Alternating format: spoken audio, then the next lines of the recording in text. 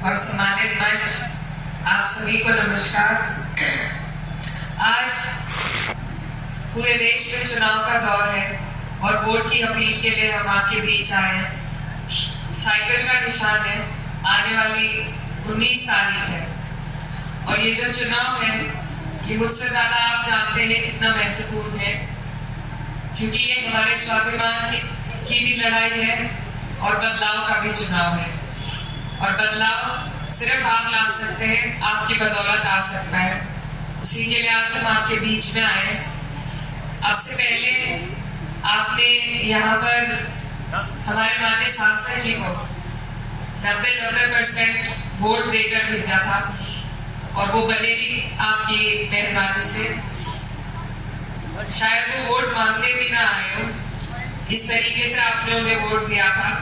तो मैं बस ये कहना चाहती हूँ कि अपना वोट, अपनी कदर को समझिए, अपने वोट की कीमत को समझिए और बिना मांगे अगर हम किसी को वोट देंगे तो उसे जब मांगने के वक्त हमारे वोट की कदर नहीं है तो बाद में भी कभी नहीं होगी। और यही एहसास आज हमारे पूरे क्षेत्र में है। तो मेरा आपसे सबसे पहले यही निवेदन है कि आपका वोट बहुत कीमती है, इसमें बहुत ताकत है और ये कहीं एक जगह बंधावा नहीं है। अगर किसी पार्टी को आपने ये एहसास कराया कि आपका वोट सिर्फ उनका है तो वो आपकी कदर नहीं करेंगे। जब तक हम बदलाव नहीं करते तब तक साथ रहने वालों को भी हमारी कदर नहीं होती है। बड़े बुजुर्ग भी कहते हैं कि एक जगह रुका हुआ तो पानी भी सड़ जाता है, उसे भी बदलना पड़ता है। तो ये बदलाव का चुनाव है और इस बदलाव में जो भूमिका आप लोगों ने निभाई है और जो आप निभाने जा रहे हैं उसके लिए मैं आपका दिल की गहराई से धन्यवाद देती हूँ। आपने बिल्कुल सही कह रहे थे कि आज से पहले हमारा यहाँ शायद प्रोग्राम, मेरा पहला प्रोग्राम है इसी घेर में, तो आपने मुझे यहाँ बुलाया और इतना मान सम्मान दिया, ये मैं कभी नहीं भुला पाऊंगी। और मैं आपको बताना चाहती हूँ कि मेरे जो पिताजी थे वो इस क्षेत्र में सांसद भी रहे और वो कभी आज उन्हें गए हुए 15 साल हो गए हैं, लेकिन आप किसी के मुंह से नहीं सुनेंगे कि उन्होंने कभी किसी एक धर्म की या किसी एक जाति की राजनीति करी हो।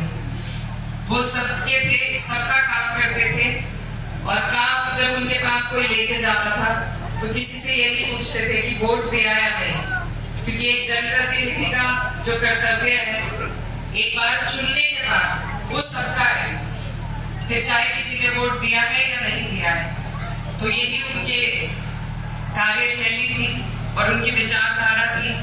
वो यही कहते थे कि एक नेता का कोई धर्म नहीं होता, कोई जाति नहीं होती, सभी धर्म उसके होते हैं और सभी जातियां उनकी होती हैं और सभी का सम्मान करना फर्ज होता है।